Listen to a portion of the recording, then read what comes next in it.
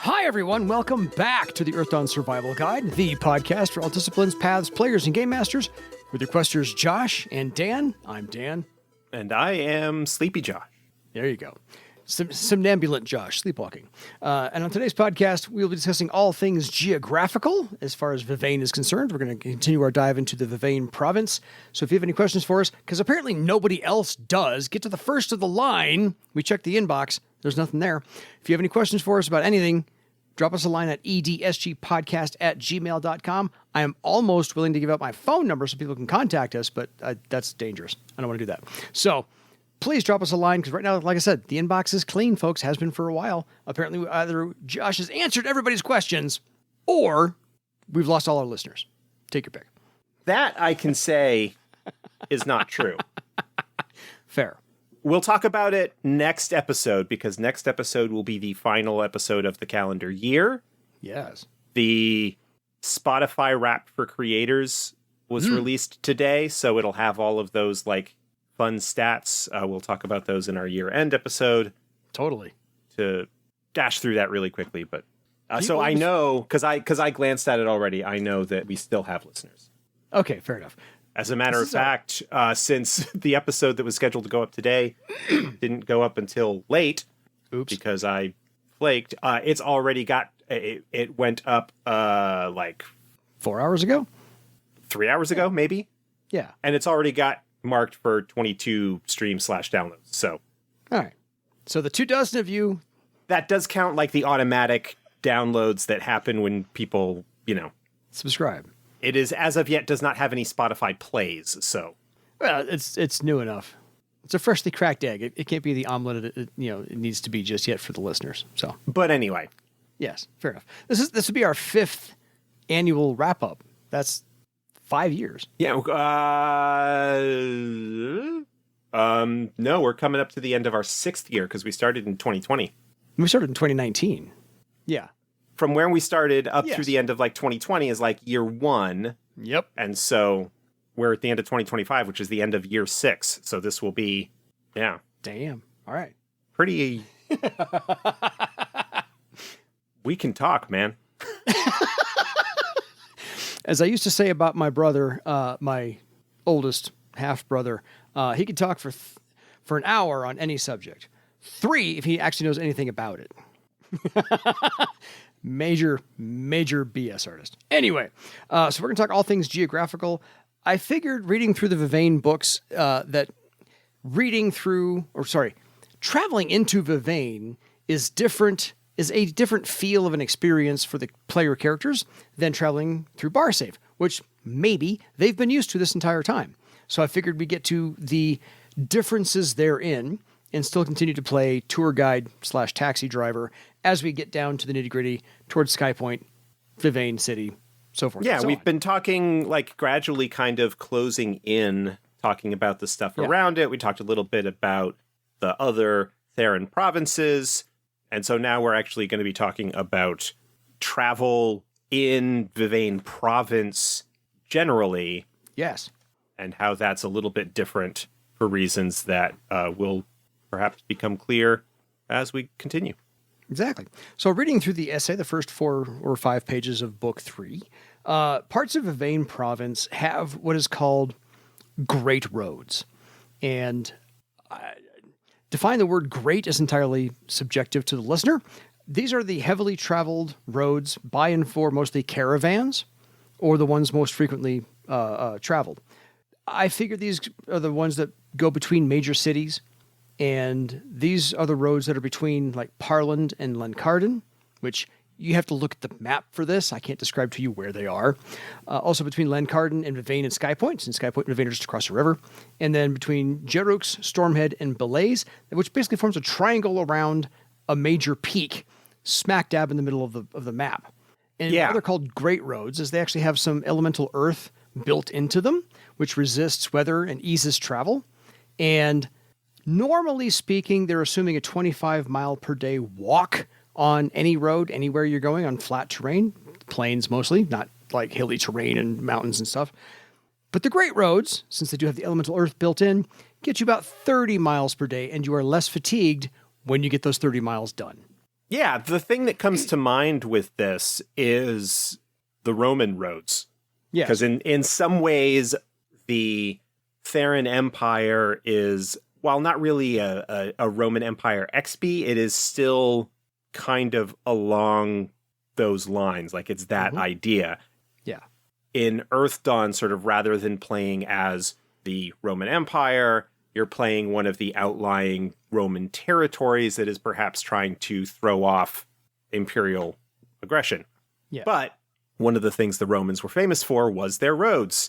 And so Barsaive does not have the infrastructure because it has been independent of Theran rule for a while. And that sort of stuff, in part because of the Theran airship supremacy. Yeah.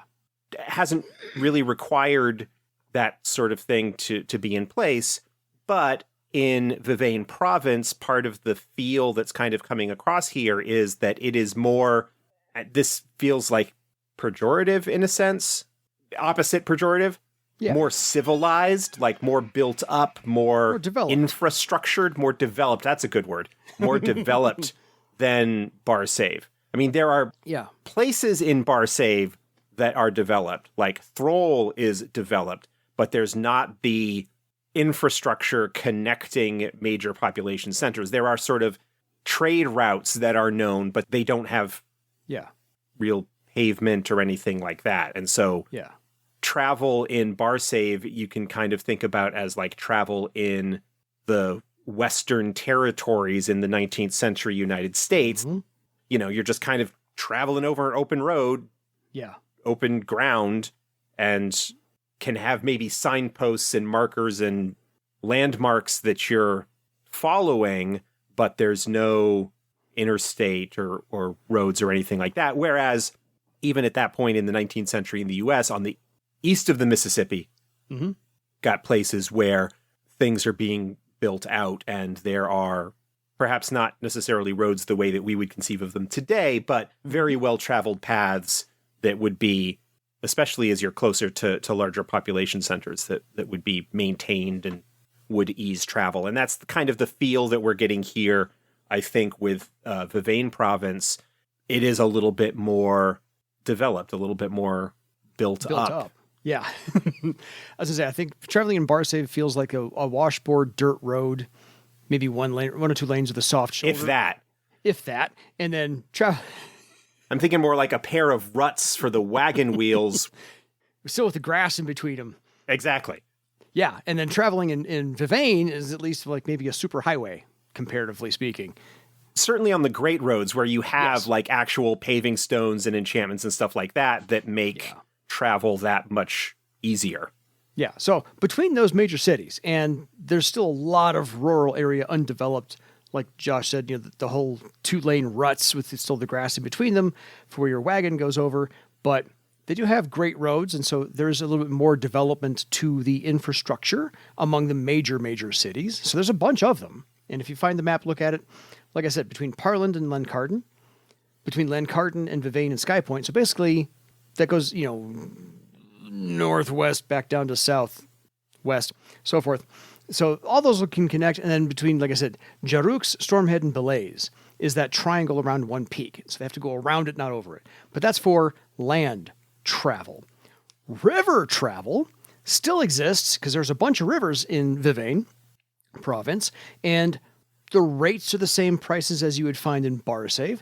These are all Theran riverboats.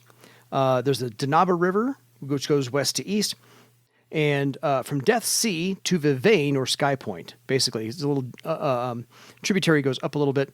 And then there's also the Strantius River, which we'll get to in a little bit, the River of Brilliances, which just sounds amazing, and the Danaba River. And then there's the southern Danaba River later on, so it's a complicated thing with the map. But there's also the northerly Longbone River, which also goes west to east, from Death Sea to Lencarden. And then there's the Greenheart River, which separates Carafad on the north and Landis on the south, which is a very popular river, by the way. And then which also goes west to east to Stormhead. And then there's the Flame Walk River through the northwestern Arcazid jungle. And this one goes southeast to Belaise, Iron Crook, Vivane, and then finally joining the Danaba on the east. So this is independent river travel. And Josh is going to fill you in a whole lot more than I can in this one, because there are no Tiskrang houses with this. There's Tiskrang, who operate the riverboats. Yeah. But as far as I can tell, they're all independent. So if you've read further on than I have, please, by all means, expand upon this. Yeah, what you have in the situation in Vivane province with the native Tiskrang to the area, as opposed to the Theran Tiskrang of House Carinci, I think it is the Tiskrang house. Yeah. Like, I know that's one of the houses. I think that's the Tiskrang, primarily Tiskrang house, Yeah. but I could be wrong about that. You're dealing with independent villages and crew covenants. You don't have the aropagoi you have developed along the Serpent River network. And part of that is because while there are a number of rivers, they are not as long, they are not as large. You're looking at a situation much more like, say, well, maybe not as, again, pejorative, not really intended here, but the more primitive jungle Tiskrang tribes that are not part of any of the aropagoi. These are independent communities, probably similar to what existed among the Tiskrang before the Scourge, and even long before the Scourge, before the aropagoi and great houses started to build their political affiliations. And also, although I don't think the book specifically mentions it, I've talked about this sort of thing in the past, I don't think that you have the traditional Serpent River Tiskrang riverboats. Yeah. I don't think you have the fire engines. There might be one or two potentially present, but the river network in Vivane is not connected to the Serpent River network unless you have somebody who has the knowledge of how to build a fire engine. Yeah. Doing that for the Tiskrang in that area, it would involve getting a riverboat somehow from Barsaive to Vivane, and there's no easy way to do that. No. If Death's Sea were water and not lava, you could do it, because you know the serpent would empty into that sea water mass. Yeah, sea. I wouldn't take it out into open water, but you'd run it along the coast. Yeah, stick to the shallow. And grab one of the the inlets or whatever along that. But for the most part, I would approach it as they don't have traditional riverboats because the culture has not developed. It's similar, but it's an earlier Tiskrang river culture where the villages are still more independent. There might be relationships between villages and communities that are close to each other, but there's no overarching great trading houses. I think that because of the different way that the river networks are set up and how they are all isolated to a certain extent, does not allow the development of the culture like you had among the Serpent River Tiskrang. Yeah, no, I was reading through this and finally it tripped up on the word riverboats. And so I had to amend my notes and say, oh, so there are riverboats here, but I think you're right. I think they don't have a fire engine because this is still a Theran province. They probably still have something to do with indentured servitude to run any kind of a propulsion system. But that's my guess. Yeah, it doesn't go into it in any particular detail. Yeah. It just feels like something that makes sense to me from a world-building standpoint. And I think part of that is wanting to have the Serpent River Tiskrang be its own culture group. Agreed. Rather than, all Tiskrang everywhere in the world have riverboats. I think that I think that the Serpent River network is kind of special enough to have its own culture that would develop. And while there will be similarities with other Tiskrang in the general region, I think the riverboat may be, I kind of like it as a Barsaive exclusive thing. And as a Theran province, the Therans might like the ideas of a riverboat. Yeah. But as an island nation, their capital is an island out in the middle of the sea. Yeah. They probably don't have a lot of interest in having that technology themselves. It really wouldn't do much for them, especially where they have really focused their energies into airships. Yeah. It's less expensive from a logistical standpoint. Mm-hmm. You can build more riverboats for the amount of cost that it takes to build a single airship. But the other thing about empires, and this is especially true of the Theran Empire in some regards, is they really like to show off their wealth and power. And a really good way for the Therans to demonstrate that is to have a lot of airships, including some truly ridiculous airships that really shouldn't stay in the air, but the Theran magical might tells the laws of physics to go screw itself. Pound sand. Yeah, pretty much. They don't have many behemoths, but, you know, when you are basically putting an entire city... Yeah, well, a behemoth is even more than just a simple castle. Like, yes, that's Aquila. That's the next size down. Yeah. The behemoth is like an entire small town. Yeah. The surrounding outer wall, besides just the castle itself and everything in that surrounding outer wall. So yeah, it's the big plot of land.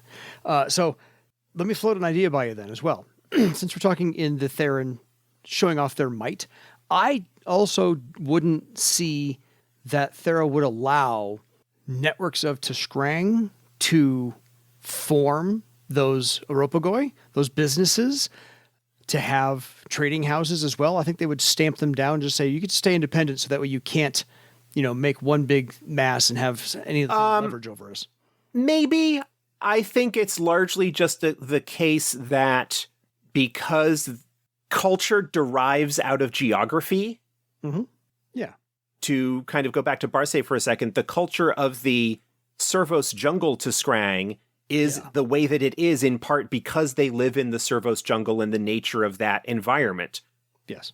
The aropagoi, I think, developed on the Serpent River because the Serpent River is such a critical aspect of life and trade in Barsaive that the economic power that sort of derives from that ended up resulting in the development of a culture that really takes advantage of the fact that you've got this phenomenal river network that gets fairly close to a lot of important areas in Barsaive, and that the aropagoi kind of grew up as a way for the Tiskrang to both consolidate and divide power among themselves. We don't really have much in the way of history in the sense that we typically mean it, of how the aropagoi came to be. We kind of have some stories, in the distant past, like you've got the old man of the nets as part of the big Vestriman thing. Yeah. How Syrtis has its own stories and whatnot. They have been around for a while, and I think a lot of what was going on with the Serpent River Tiskrang was the kind of kingdom and empire building that you see as well among the dwarves, with Thrall and Scytha and Braza's kingdom, and with Landis and Carafad, like all of these nations and Utrecht, all of these nations that ended up largely being sort of Theran vassals to a certain extent because of Theran knowledge and magical might. Yeah. That's what the Tiskrang are. The aropagoi are the Tiskrang nations. It's just that their culture is so very strongly tied to the river and what that environment means. And the rivers, while they are used in Vivane province, do not have that degree of size or interconnectedness that would result in that kind of nation building. Agreed. Particularly if the Empire always kind of had control of this area, which would, in its own way, kind of shape things. I mean, obviously, again, if House Carinci is primarily Tiskrang, the Therans don't have a problem with organized Tiskrang economic power as long as they're in control of it. Yes. I don't necessarily think that there is a lot of active suppression of that. I just don't think that there was anything there that they would need to suppress for the most part. Fair. Just, like I said, floating a theory by you. What are your thoughts on that? So, because there's 4 pages here, and this is a very brief overview as to how things are in Theran travel. So basically, for river travel, if you've got a canoe, you got a raft, go for it. There's not really anything going to stand in your way. The Tiskrang aren't going to come down hard on you this way. Beware the usual, though: rapids, waterfalls, rocky or low beds, logs, vines, and pirates. There are some pirates. There are some pirates on larger vessels, and they do attack from time to time. Not usually in the flame walk against smaller ships. This is what it says here in the essay. Yeah, they tend not to operate in areas where the Therans would likely get upset with them. Yes. They tend to be more at the edges of things. Yep. Because the Therans do have their own patrols. Oh, yeah, like the Theran sort of imperial thing, going back to, like, the Orichalcum Wars and the original founding of Empire and stuff like that. You guys can fight amongst each other all you want, but the moment that you come and affect us, we're going to stomp you hard. Yes. And the ones, they are made an example of, and the ones that don't get in Theran way, don't cause too much problems, are able to continue to operate at the fringes of that, feeding a little bit off of the wealth of the Theran province and what it brings. Totally. So, that's, if you want to travel the rivers, kind of what the overall feel is for how they do things in Vivane there. The pirates do avoid the Bear's Gold River. Sorry, last little note. An airship travel is just as common as it is in Barsaive, says the essay. And I figure this is also between major cities only, just like Barsaive. But to Josh's point mentioned earlier, they really want to show off their airship fleet. So maybe you'll see more in the sky that's all military, just to remind you of how mighty they are. They could have a few more airship routes, but really would be between major cities and avoiding a lot of mountainous regions. So they just skirt those on the outsides and go from there. So there's not a lot mentioned on airship travel in Vivane just yet. But there are, as we said, Theran military patrols. These are most likely to be encountered nearer cities, towns, villages, where there's a population. They're not going to be like wandering in the desert somewhere, wandering on the plains, just la-di-da. No, they're there to guard the people or keep the people in control. And the chance of meeting a Theran soldier. So if you're an adventuring group and the game masters decide you're going to go play around in Vivane sandbox for a little bit, and your adventuring group goes down there, if you're far from a settlement, your chances are 1 in 10 of coming across a military patrol. If you are a day's walk from a large town or city, it's like 1 in 2, 50%. If you're 2 or more days walk, or near a small town, or an even smaller or a large village, it's more like 1 in 4 or 25%. So when you're talking about the stuff that's far from, in that 1 in 10 chance, it's usually there will be a patrol out there because they were sent there for some particular reason, as opposed to closer to a city where they're just kind of generally keeping an eye on things. And again, displaying imperial might and presence to remind people who are in charge. Yes. And so, if you're talking about an adventure that's in the hinterlands of Vivane, and you want to have an encounter with Therans, there is the possibility that, and this largely depends on your group and the relationship and whatnot, that a Theran patrol could be a temporary ally. Mm-hmm. Talking about monoculture, and there is a perception to a certain extent that, the Therans are bad guys, and culturally speaking, empirically speaking, they are, imperially speaking, they are ultimately, as we will explore further here in Vivane, an oppressive imperial regime with all of the problems that come along with that. Mm-hmm. There is also a certain amount of interest in maintaining peace and safety for the citizens within the territory that they control. And so a particular Theran group, a Theran patrol, with their lieutenant and their, half a dozen soldiers. Enlisted types, soldiers, might be interested in working with a group of adepts to solve a problem that might be in the area, and not antagonistic. Yeah, they would not have a need to be antagonistic unless they are being antagonized. Yes.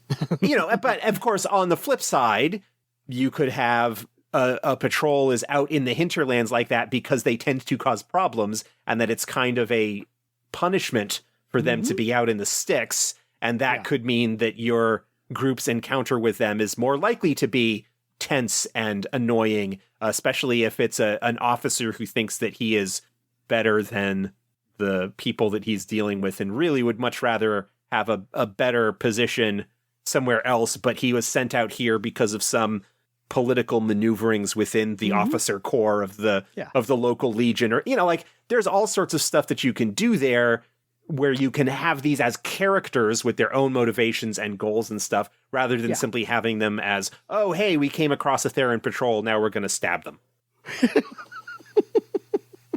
Because that'll happen. Yeah. So usually a military patrol that we've been talking about will consist of a junior officer, like Josh said, a lieutenant, usually a third circle warrior / sword master, because they'd like to be in charge of things. If you want to change that up, feel free to make him an archer. A third circle scout is also there-ish. And then you've got 7 infantry, which are 5 heavy infantry with armor and so forth, and then 2 light infantry. So there's your 7 total.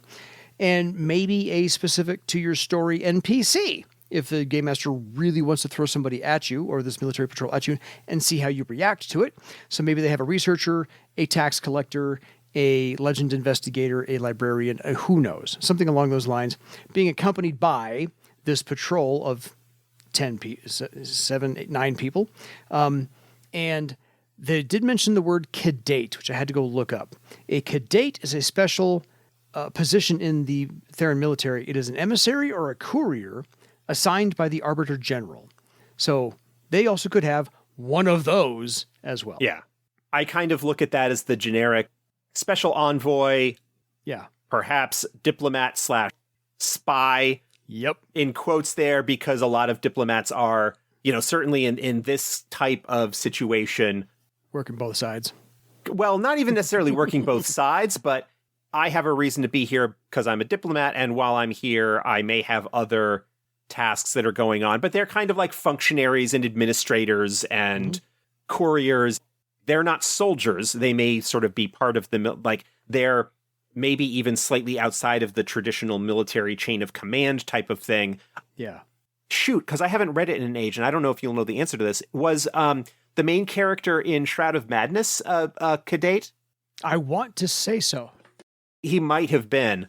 There's one more in there, and it's not a Kedate, it's something else. He might have had some other kind of special envoy position or whatever. I think that one was a Praetori. Okay. That's possible as well. Yeah. Praetori traveled to major areas of internal tension in the Empire, and Praetori serve as emissaries with more specialized skills. They're trained for many years, first as a soldier to foster military camaraderie and skills, and then as a diplomat, linguist, and scholar. Most Praetori are elves, partly because the 3 or 4 decades of training represent a relatively small percent of an elven lifespan. So, yeah, a Praetori... That sounds more like... Yeah, investigates, searches, examines, and goes where he wishes. That must be what he is. So I could answer that question, just not quickly. Got there eventually. So yes, to Josh's point from earlier, the Theran military patrol, if you do encounter one, shouldn't have a reason to mess with your party, unless they are slighted or offended, as you said. So fly casual, and they'll leave you alone. Yeah. It does kind of talk about them a little bit in the book here, where it says, ideally, a Theran patrol will show up when the characters least want them to. Like they're doing something perhaps slightly underhanded or as a complication to some other thing that's going on. Yeah. Here's where the game master wants to intrude on what you're doing, you think you're getting away with. I'm going to throw a patrol at you. Yeah. I mean, that's, like I said earlier, that's not the only thing that you could do. It's certainly possible, especially if you have a group that is maybe not as anti-Theran focused in their Barsaivianness, that might end up with positive relations with stuff. But that idea of they show up when it's least convenient to just kind of complicate matters or throw an extra wrinkle into the works, I think is fantastic. Yeah. That's the game master me going, I'm going to mess with them. Here's how I'm going to mess with them. It is a complication. Absolutely. So I think that covers, air travel. So land travel, water travel, air travel. You only have those three. We've covered some Theran military patrols, just in case you want to deal with some personnel out there. And then, where would you stay? This, I think, is the cool part, that in Vivane, at least, there are what they call coaching hostelries, or hostelries. So it's a hotel. It's a mini hotel or a motel. So big fancy term. This is they're along the great roads. They're the marked roads, especially some trails, and definitely along the riverbanks every so often. Pretty much measured about 25 to 30 miles apart from one another. Oh, look, that's a day's walk. Yeah, about a day's travel. So it's your convenience store / place to drop into and get a room. It's mostly comprised of a wooden main building, extensive stables, often spaces for merchants and wagons and carts to sell their wares. So they've got some open space there. There's a hitching post, privies, a garden for actual vegetables and fruits, ale store, a brew house, smithy, some stables, farriers, which are the people who actually shoe the horses' shoes, that thing. Many kinds of sleeping quarters, private or communal. And this should sleep 3 to 5 dozen people. Yeah, what I was immediately thinking of is the Midlands Trading Post from Yes. Mist of Betrayal. That Absolutely. place that they stop off at in the middle of nowhere, effectively. It's not really a true town. Yeah. But it is a location that has been set up because of the greater amount of trade and the higher level of development. So along the great roads, along the major trade routes, these things have been established.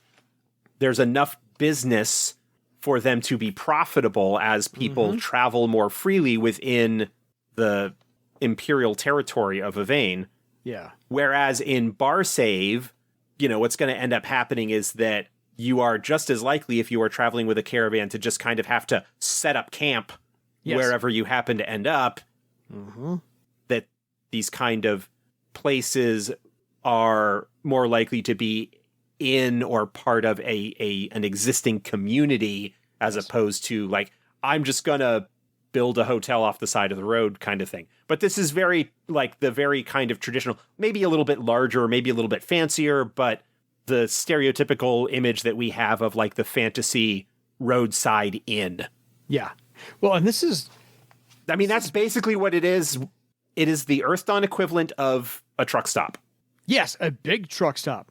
Yeah. The map at the back of the book, this thing is huge. The ground floor is, a dozen rooms, plus, like I said, room for the hitching posts, the horse troughs, the privies, the outer gates, where they have hay and food. That's the size of a small soccer field. If you've done any driving, particularly in the Midwest, you're talking about like your Loves, your Buckies, your Stuckies. Yep. Depending on where in the country you are, each kind of has its own little regional chain, but they're all like essentially the same. Yeah. Where you've got a shop that has everything that a traveling merchant, aka trucker, needs. Yep. From spare clothes, showers.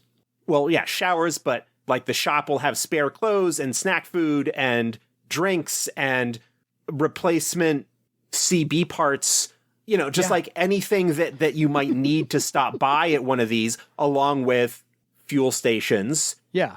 There's your farrier and horse care and stuff like that. Yeah. Those places nowadays don't tend to have sleeping quarters in them, although it's not unusual to have like a cheap motel nearby as well. Yeah. Because with long haul truckers, typically you have a bunk in your cab, which is where you'll just crash. I actually know kind of a bit about this because my roommate is a long haul trucker. There you go. So I figured, and so just that's the kind of thing that if you are familiar at all with that kind of thing that, TA, Travel America, that's the other one I was trying to think of. Yeah. You're driving across I-80 through Indiana, or I-70, or, whatever it is. I-70 almost goes coast to coast, pretty much. It's long. Kind of just going through those flat Midwestern states, Ohio, Indiana, Illinois, Iowa, Kansas, Missouri. Kansas, Nebraska, where it's just like the highway is going and you get to that place where another highway comes across or whatever, or another road comes across, and there's your truck stop or two, and usually like a fast food, couple of fast food joints, like, and that's all that's there. Yes. There may be a town a little bit further off, but right there at the highway is the place where you stop for the night, or you stop to take your break for lunch or whatever. A quick stop off the road, sleep, and then quick you get back on the road because you got places to be. Exactly. This is the fantasy equivalent of that. This sort of thing has shown up in various forms in a lot of fantasy genre fiction. Yeah, as it should. Both written and visual. Well, and I think done to a massively perfected degree in Tolkien. As just a roadside inn actually, people. Well, the thing about Tolkien is I actually consider, if we're talking about Middle Earth, all of the places where those things happen, there's not generally like just a roadside inn on its own. All of the places where they stay like that are the Prancing Pony in Bree. It is in a town. Gotcha. There's Rivendell, which is a community. It is a town. Mm-hmm.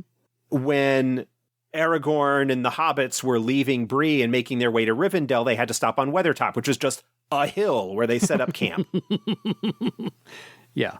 I see Middle Earth in the Lord of the Rings time, at least, fair, as being a lot more sort of Barsaive in its sense that those sorts of things are going to be more centrally located in a town. Yeah, like connected to an actual population center, as opposed to, in this case, you've got Vivane, you've got the other larger towns and small cities in Vivane province, and the network of travel, because in Middle Earth, there's not a lot of extensive travel between communities like that. Like, they are aware of each other. They don't have a trading network. Yeah, like they don't really have a trading network. The communities are kind of a little bit more isolated. The alliances and agreements are all kind of fading to a certain extent. Like there was the doubt that where was Minas Tirith when the Westfold fell? I don't think that's the exact quote, but fair. Yeah. The idea that all of these are now little isolated enclaves feels a lot more Barsaive in that sense than this, which is a lot more like we're talking a lot more what we might think of if we're projecting our own modern day ideas, just putting into a fantasy costume. Yes. No, the coaching hostelries are pretty much, like you said, a one-stop shop with a blacksmith and a farrier and hitching posts and like I said, shopping there. They're your fantasy truck stops. Yes, with a second floor that is nothing but communal rooms or a private stay. And if you really want to shell out the cash, you can have a private hot bath, which is only going to be for like one room. Otherwise, you're taking a bath in the horse trough. That's how you're going to get clean. That's it.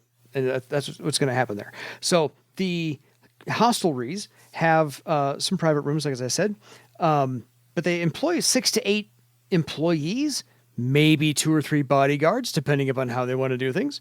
Bodyguards / bouncers. Make those what you will. And prices here, because it is a convenience to be there, just like a regular convenience store, are going to be about 20% higher than normal. So if you go to like your Circle K or your 7-Eleven or your corner store, a Coca-Cola there is going to cost you 20% more than you would at the grocery store, because the grocery store operates in bulk and they sell more items than just those things. You're paying for the convenience that they have it and you're quick. So the hostelries have some piers and mooring places along the riverbank. But again, a day's travel along the river is going to be more than 25 to 30 miles apart, but they are going to be there and they will be on the outskirts of a community, essentially. But otherwise, I think the coaching hostelries in Vivane are a really cool aspect to develop and incorporate at least once in one session at the bare minimum, because you don't have them, to Josh's point, in Barsaive. So I like them. Yeah, you might have some that are close to the major population centers. You might have like sort of within a day, not Badlands side, but a day on the other side of like Travar. You might have some places like that show up. But again, those are probably going to be in or very near like existing communities that support the farmland that provides food and stuff to the city. Yeah, there may be 5 or 6, 7 rooms, a large communal room, a bar, or a place to eat. That's, a tavern. One room, food, couple rooms to stay. That's it. Maybe some stables out back. Tops. This has everything: weapons, a smithy, the farriers, the whole nine, the whole kit and caboodle. So that explains major population centers, how to get to and from them as far as road travel, air travel, water travel. There are, obviously, not everything is built up like Mega City 1 in Judge Dredd. There are some outlying areas in plains and some foothills, which have farms, 100 acres of land for like one person running it. They have livestock. There's some crops or crops. They're run by workers, which are owned by absentee Theran landowners, because the Therans don't really like to get their hands dirty. So anybody working a Theran farm is probably from Barsaive, is what the essay says. Yeah, or Vivane. Yes. They're locals. They're not Imperials. Yes. They don't want to get their hands dirty, so they don't. Otherwise, the only last piece of advice I found on page 7, which I absolutely loved, which was adventurers foolish enough to strut around armed to the teeth and bristling with magic items will attract Theran attention relatively quickly once you are in Vivane. So yeah. So don't go showing off. Well, that's not really a unique thing to Vivane. If you were to do a similar thing tromping around in the halls of Thrall in a similar fashion, yeah, the Thrallic Guard would be would be keeping tabs on you to make sure that you're not gonna cause trouble. Similar things would happen in any larger population center. Mm-hmm. Oh, okay, you just arrived, you haven't gotten to where you're staying yet and had a chance to divest yourself of your armory. Okay, but don't cause trouble. We know that adepts can be dangerous, but we're certainly willing to throw significant force your way in the intent of keeping civil order. Although this is where legendary status comes in. It may be that people with notable legendary status, where they are immediately recognized as, oh, you're them, we're going to give you a little bit more leeway or a little bit wider berth because we know that we will have a much harder time dealing with you. Of course, there's also the flip side that there are plenty of powerful adepts as well who may be interested in helping keep the peace and or gaining favor with the Therans in by putting a stop to any kind of uppity provincials that are showing off in some capacity. Yeah. So are there any 4th edition updates you can think of to anything we've mentioned here, since we know that in the 4th edition, Sky Point has fallen? Any thing you can think of that would affect this, any of the surrounding areas? So the way that it's described, the way that I kind of updated things for 4th edition for Vivane and Sky Point specifically. Yes. I think the Theran presence around those areas is greatly diminished because the Therans aren't in control of Vivane anymore. When the city got destroyed, damaged, attacked by Stormhead, and at the same time that was happening was the assault on Sky Point, all of the nobles and rich folk and stuff evacuated. Because they could get out of town, they did. Yeah, because they could get out of town. For the most part, they did. And that I always kind of pictured from at least a high concept level that the new situation in Vivane is really kind of like a post Louis the 16th French Revolution thing, where the nobles and the aristocrats and the powerful folk have all been kicked out. And now there is a new power in place. And I'm thinking it's kind of like the Terrors, that period of time with Robespierre and whatnot. Yeah. Nobody is fully in charge of anything. Mm-hmm.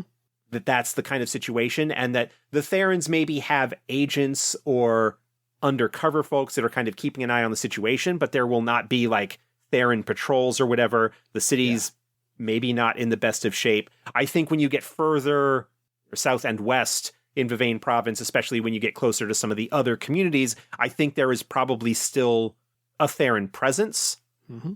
But I think sort of the traffic patterns and the important places may have shifted in response to what has happened to Sky Point and Vivane, because Sky Point really was the focal anchor.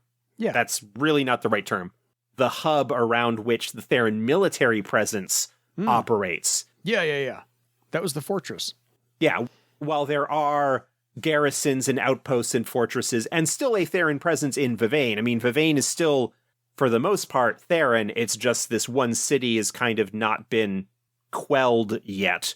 The rebellion has not been put down, but that's largely because so much, to a certain extent, was lost in the assault on Sky Point, and the Therans have fish to fry in other parts of their territory, so they kind of haven't maybe gotten around to it yet. It has only been maybe a couple of years since that all went down. Well, then it takes a massive amount of resources. Yeah. Dedicated to rebuilding. So, some of the other communities that were mentioned, they probably still have Theran troops and Theran garrisons, and there may be a little bit more attention that is paid, a little bit more scrutiny given because of the potential problems coming out of Vivane itself and the areas immediately around there, as well as the problems cropping up along the Carafad-Landis border, that dispute and whatnot that's the focus of one of the chapters in Empty Thrones. Yeah. There is some unrest there, but it's kind of up on the border with Barsaive, and as long as they're messing with each other, we're okay with it, but we don't want them to bring their problems here. Yeah, you two go ahead and fight it out. Just leave us alone.